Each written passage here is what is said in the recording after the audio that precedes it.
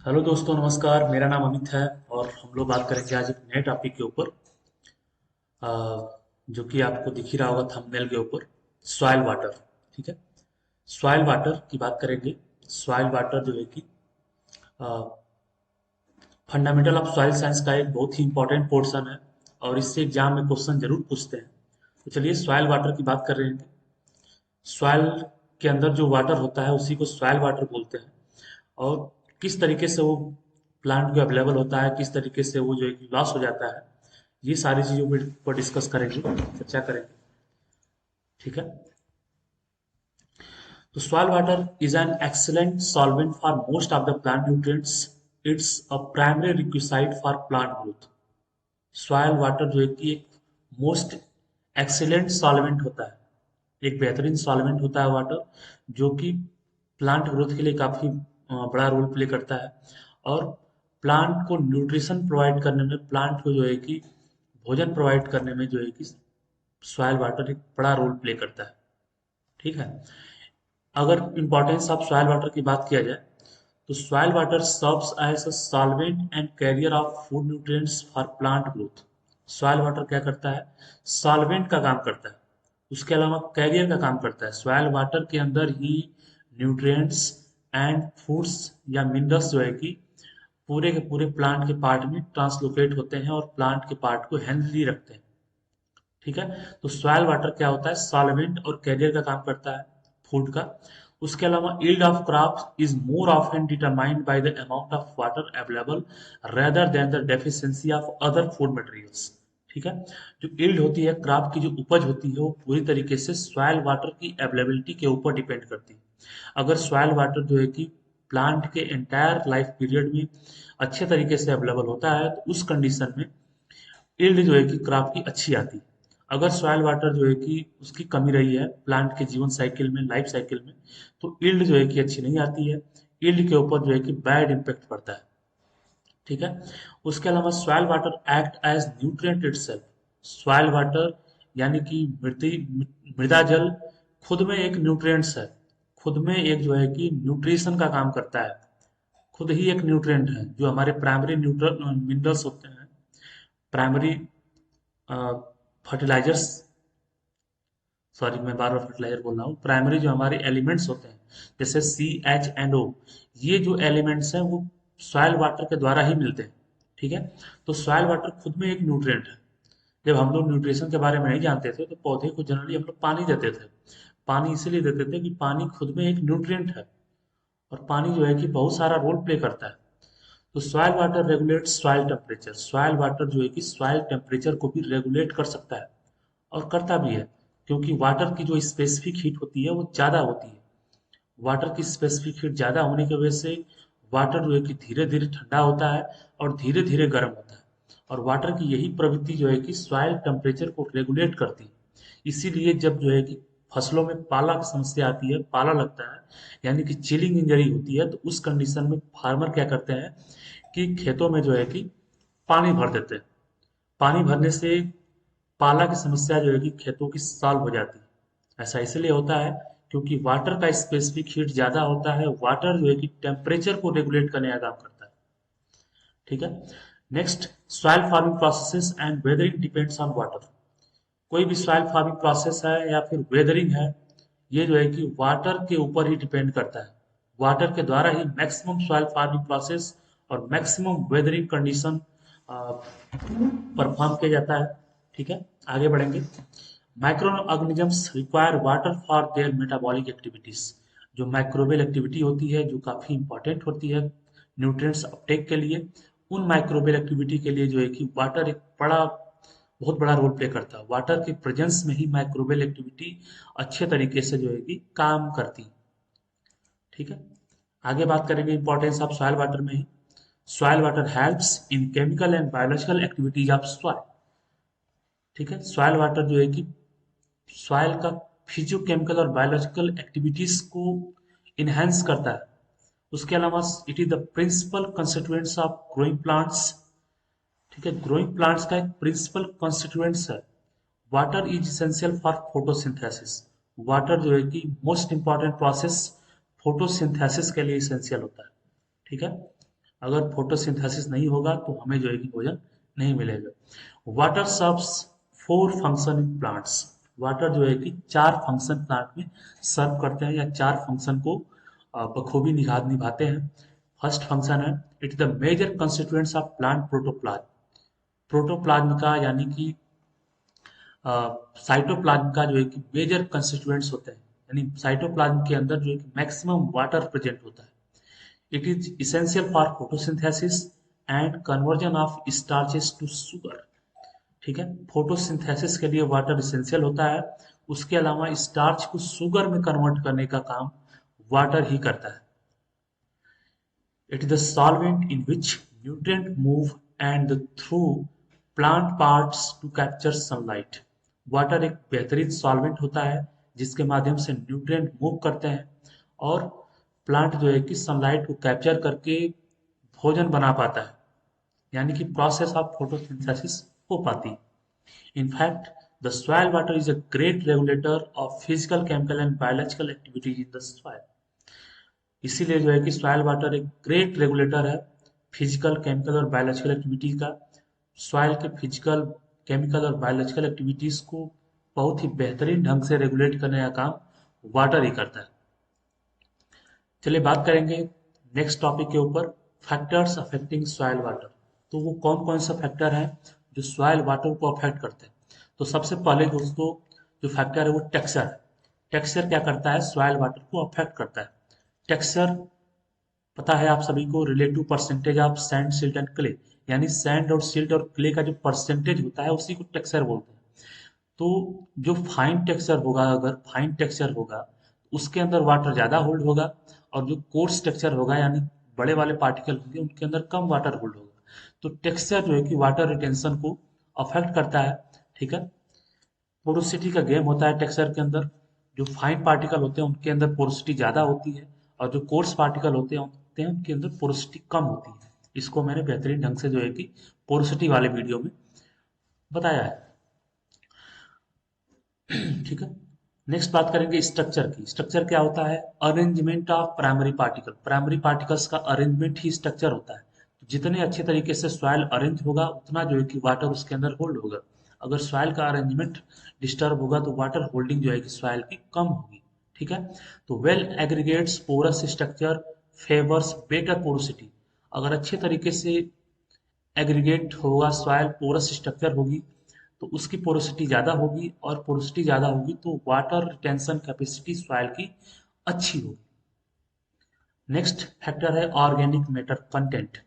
Organic matter जो है कि मैं बताता हूँ कि सॉइल के लिए या प्लांट के लिए एक औषधि का काम करता है, एक टॉनिक का काम करता है। ऑर्गेनिक मैटर 100 रोगों की एक दवाई होती है। किसी भी प्रॉब्लम में अगर आप ऑर्गेनिक मैटर का यूज़ कर देते हैं तो वो प्रॉब्लम सॉल्व हो जाती है। तो ऑर्गेनिक मैटर जो है कि सॉइल वाटर को इन्हेंस करती है। ऑर्गेनिक मैटर सॉइल के अंदर पोरोसिटी को इंक्रीज करती है, सॉइल की बल्क डेंसिटी को बढ़ा देती है, और पोरोसिटी इंक्रीज हो जाती है। पोरोसिटी अगर इंक्रीज होगी, सॉइल के अंदर पोर स्पेस बढ़ेंगे, तो जो है कि सॉइल के अंदर वाटर होल्डिंग कैपेसिटी भी बढ़ जाएगी। ठीक है, तो organic matter water retention capacity को बढ़ा देती है। नेक्स्ट बात करेंगे density of soil. Higher the density of soil, lower its moisture content. अगर डेंसिटी ज़्यादा होती है तो मॉइस्चर कंटेंट्स कम हो जाता है। अगर सॉइल ज़्यादा डेंस होगा, ज़्यादा नज़दीक नज़दीक सॉइल के पार्टिकल होंगे, तो उस कंडीशन में पोर स्पेस कम हो जाएंगे, और वाटर होल्डिंग कैपेसिटी यानी वाटर जो है कि कम होल्ड होगा सॉइल के अंदर। ठीक है, अब बात करेंगे फैक्टर अफेक्टिंग सॉइल वाटर में ही टेम्परेचर की। तो टेम्परेचर अगर कूल होगा तो उस कंडीशन में हायर मॉइस्चर रिटेंशन कैपेसिटी होगी।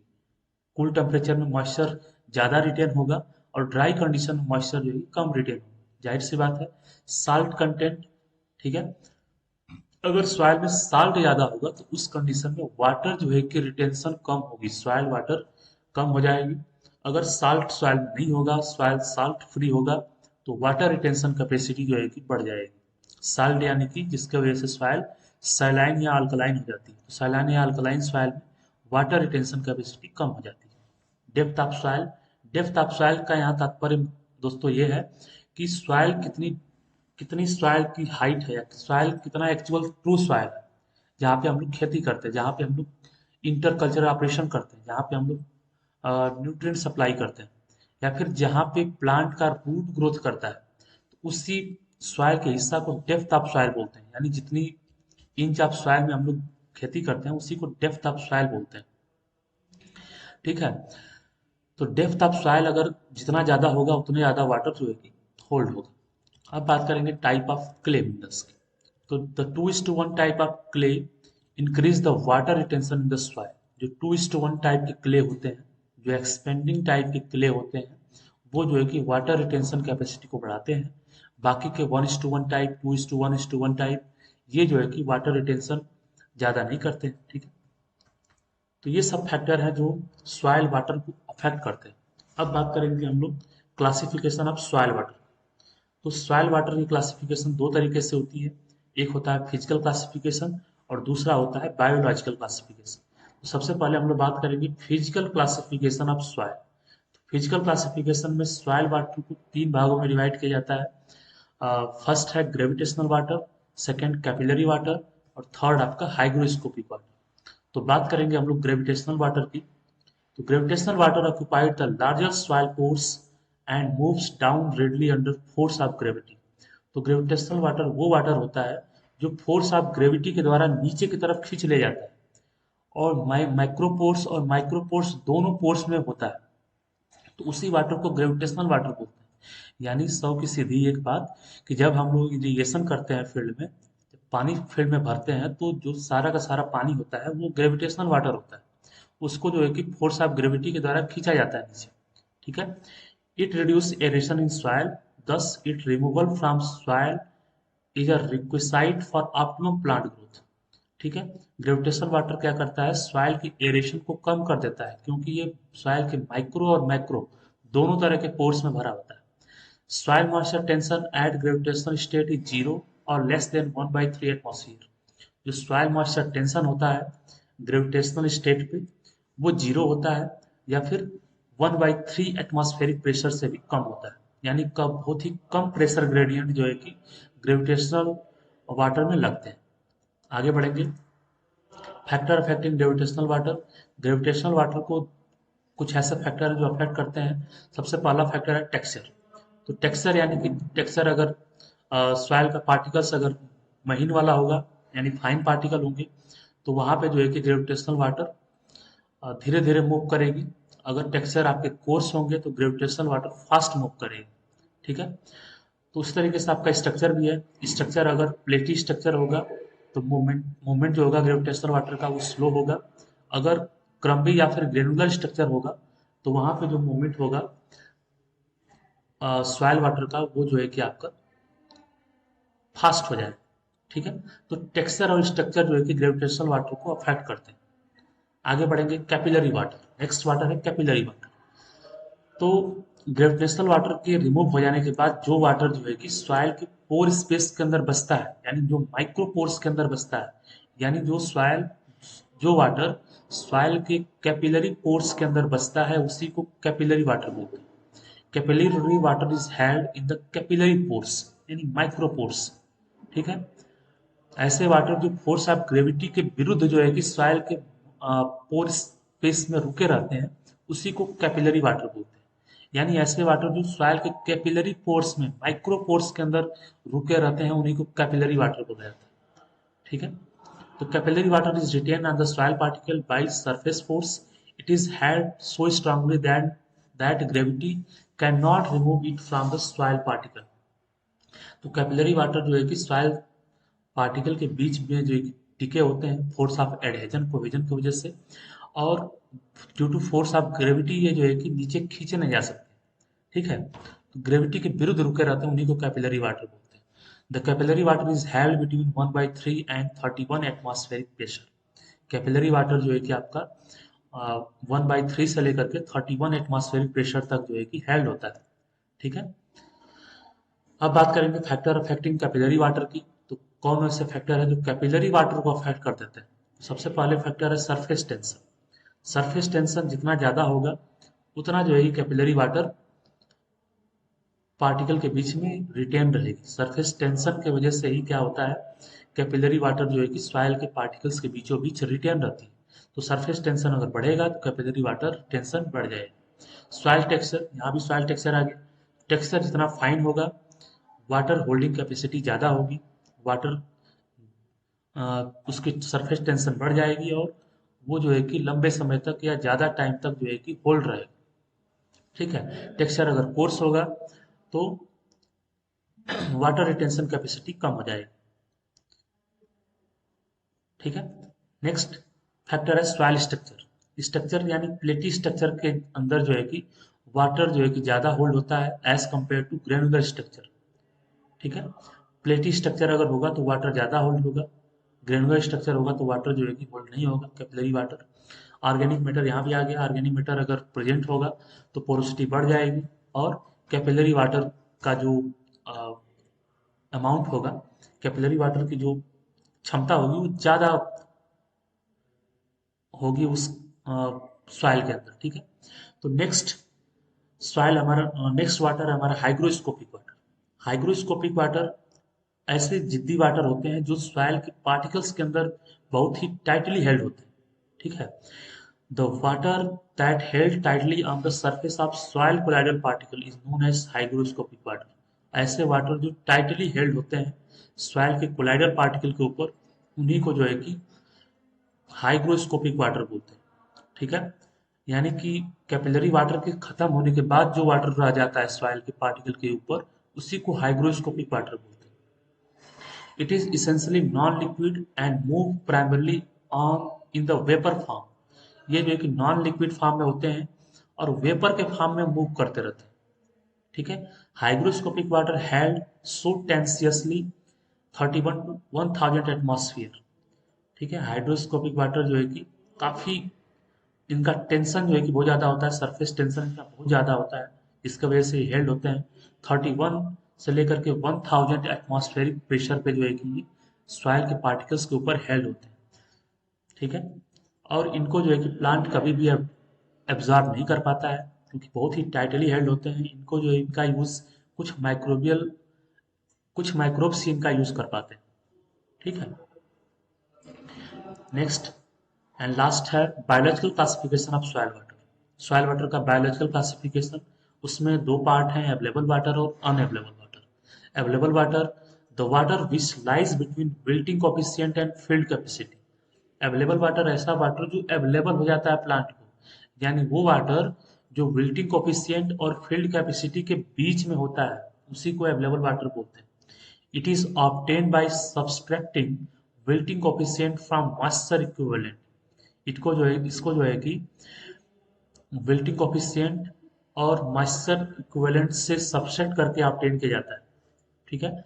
यानी समझते हैं कि विल्टिंग कोफिशिएंट क्या होता है। विल्टिंग कोफिशिएंट यानी वो पॉइंट जहाँ पे प्लांट आपका सूखना शुरू हो जाता है, और फील्ड कैपेसिटी वो पॉइंट जहाँ पे प्लांट को आराम से वाटर अवेलेबल होता है। उन दोनों के बीच का जो सिचुएशन होता है उसी को अवेलेबल वाटर बोलते हैं। Unavailable water, this include the whole of the hygroscopic water plus a part of capillary water below the wilting point. ठीक है। अनअवेलेबल वाटर यानी कि जो प्लांट को नहीं मिलता है, माइक्रोबियल एक्टिविटी उसका यूज कर पाती, तो ऐसा वाटर जो हाइग्रोस्कोपिक और कैपिलरी वाटर के नीचे का पॉइंट होता है। कैपिलरी वाटर की कंडीशन खत्म होने के बाद हाइग्रोस्कोपिक के तरफ का जो पॉइंट होता है, उसी को जो है कि अनअवेलेबल वाटर बोलते हैं। ठीक है। जो विल्टिंग पॉइंट से भी कम होता है, जहाँ पे वाटर की अवेलेबिलिटी प्लांट को नहीं हो पाती। ठीक है। तो आई होप आपको ये लेक्चर समझ में आया होगा। मिलेंगे नेक्स्ट वीडियो में, तब तक के लिए जय हिंद।